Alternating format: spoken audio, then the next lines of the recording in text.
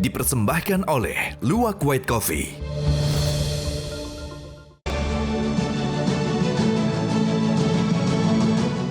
Ketemu lagi di Hot Room. Pak Imam, Bapak katanya adalah salah satu pengurus dari PT Naila ini cabang Bekasi. Benar ya? Kok Bapak masih nggak ikut ditahan di Polda Metro Jaya? Itu gimana Pak ceritanya? Ya, karena memang kita sebagai pengurus juga diminta. Jadi saya memang sebelumnya freelance di beberapa travel. Memang banyak jamaah yang saya berangkatkan ke travel manapun. Hanya kebetulan saat 2019 itu ada permintaan. Mau nggak jadi cabang dan seterusnya. Jadi ada mirip dengan pimpinan cabang begitu? Iya. Terus? Saya pikir itu naik kelas lah ya. Naik kelas. Naik kelas. Jadi setelah dengan kejadian ini ya artinya cabang ini jadi posisinya korban. Jadi Anda lah yang mencari nasabah? Iya. Langsung duitnya ke pusat? Langsung ke pusat. Langsung ke pusat? Ada. Anda sebagai pimpinan cabang curiga nggak dari segi harga? Sebenarnya kalau waktu bulan itu belum lah, karena 25,5 masih pasaran, masih pasaran lah, masih layak lah. Jamaah yang korban dari cabang Bekasi ada berapa orang? Ada 56. Total kerugian berapa cabang Bekasi? Sekitar 570 juta. Semua uang masuk sudah ke? Sudah masuk ke Naila. Terus yang dialami oleh para jamaahmu apa? Nggak berangkat atau bagaimana? Terlantar di Saudi? Jadi begitu September sudah mulai desas-desus seperti ini dan ada 3 jamaah yang terancam nggak berangkat, saya langsung manuver segera untuk memberangkatkan dengan travel lain. Bahkan yang Januari itu kita majuin semua, November kita berangkat. Yang bayarin siapa? Ya, jadi kerjasamalah antara saya pribadi kemudian dengan travel yang kita. Oh begitu. Apa jamaahnya ikut nombok nggak? Kalau jamaah enggak. Dari 56 itu ada 15 yang minta refund. Oh, minta refund. Sudah dikembalikan? Artinya kalau yang untuk minta refund, pasti akan saya upayakan untuk meminta ke travel. Dan ini prosesnya masih berlangsung. Oke, Anda katanya sebagai apa? Pengurus dari tim advokasi. Iya, benar. Ada berapa pengurus yang Anda kumpulkan? Yang memberikan kuasa ke saya ada sekitar 28. Seluruh Indonesia? Seluruh Indonesia, dan angka itu sekitar 500 orang. 500 orang seluruh Indonesia? Jadi kalau data yang di Polda tadi 500, ya kemungkinan yang banyak yang lewat saya saja. Sementara yang lain pasti lebih dari itu.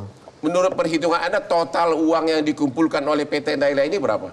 Kalau yang masuk data ke saya itu sekitar 80 miliar data yang masuk. Tetapi yang sungguh-sungguh memberikan kuasa ke saya dengan data dan jumlah yang lengkap itu sekitar 8 miliar. Anda yang melapor ke Polda Metro? Iya. Wah, Anda jadi pahlawan ya? Sebentar saya bisa konfirmasi dulu untuk pernyataan Kompol Ratna, karena saya belum sepenuhnya mantap gitu kalau memang kemarin pemulangan itu murni dari Kementerian Agama. Karena memang yang paling kena penalti itu adalah muasasah. Jadi ketika jamaah itu nggak pulang, muasasah yang kena. Makanya saya informasinya, muasasah menyampaikan saya bahwasanya itu peran dia. Karena kalau dia nggak ngulangin. Jadi yang ngulangin muasasah, bukan Kementerian Agama? Iya, minta konfirmasi. Katanya Bapak yang ngulangin, yang dari Saudi itu, bukan Kementerian Agama? Ya, kita ini tugasnya untuk memfasilitasi. Memfasilitasi, tapi bukan membiayai. Bukan membiayai, karena memang untuk jamaah umroh itu tidak ada dalam koridor Kementerian Agama untuk pembiayaannya. Oh begitu, di luar kewenangan Bapak? Betul. Oke, apa yang dituntut oleh para pengurus ini seluruh Indonesia, apa yang dituntut? Dan kepada siapa dituntut? Awal-awal mereka menuntut untuk bisa diberangkatkan. Tapi dengan kasus diberangkatkan tidak ada penanganan yang baik, ditelantarkan, akhirnya mereka minta refund. Orangnya udah Pak Kompol. Karena sebelum masuk itu pun juga dia luar biasa. Setiap hari itu dia masih ngasih nasihat, masih bangunin tahajud. Tapi kalau di WA balik nggak ada jawaban. Oh begitu. Kita lihat dulu grafis berikut ini tentang rekam jejak dari Mahfud, pendiri PT Naila. Tahun 2009, Mahfud telah menjadi bos di PT GAM dengan bidang travel umroh. 2016, PT GAM dilaporkan oleh 1.000 lebih calon jamaah yang belum juga diberangkatkan dengan kerugian mencapai 30 miliar rupiah. Mahfud divonis hanya 8 bulan penjara. Padahal pasal yang dituduhkan kalau 372, 378, 4 tahun ya. Setelah bebas, Mahfud mengganti nama dengan Abi Hafiz Al Makdisi dan membeli PT Naila Sapa Wisata Mandiri September 2022, tim pengawas umroh Kemenak menemukan jemaah umroh PT Naila gagal berangkat. Tim tersebut lalu melakukan pendampingan agar jamaah tetap bisa berangkat. 16 September 2022, terdapat 64 jamaah yang diberangkatkan PT Naila ke Mekah tidak dapat kembali ke Indonesia dikarenakan visanya bermasalah. Terakhir 27 Februari 2023, polisi menangkap pemilik travel umroh PT Naila bernama Mahfud Abdullah dan Halijah Amin di Yogyakarta. Juga menangkap Hermansyah selaku direktur utama dari PT Naila. Pak Sigit, Anda salah satu korban dari PT GAM. Saya korban, saya bayar 2016.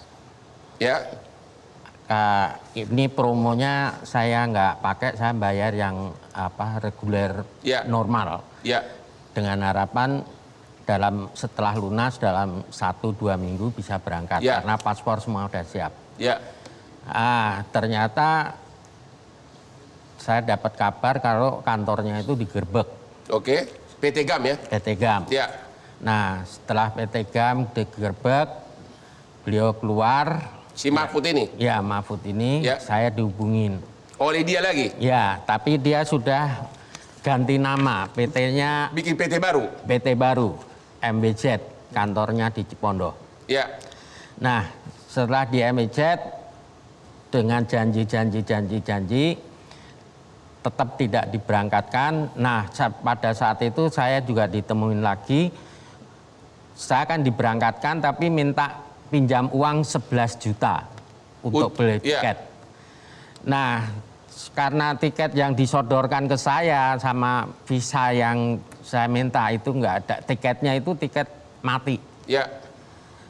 Ya akhirnya saya bilang, Pak Mahfud, saya nggak mau berangkat, tarik. Ya. Ya itu nanti bisa gitu, tapi tetap nggak dijalankan, terus hilang. Hilang tapi saya bisa temukan rumahnya yang baru. Rumahnya mewah bukan? Menengah lah, Mas. Oh, menengah. Ya, oke. Mobilnya apa, Pak? Mobilnya Fortuner. Oh, kirain Lamborghini. Ya, oke. Ya. Ya, terus? Saya 4 kali ya ke rumahnya selalu nggak mau ditemuin. Bapak ke rumahnya untuk menagih uangnya? Ya menagih uangnya ya kalau nggak ini ya saya terpaksa mau saya tangkap juga. Oh, begitu? Iya. Bapak kok nggak lapor polisi? Oh, lapor, Pak. Di mana? Saya lapor polisi pertamanya di Polres Tangerang. Ya.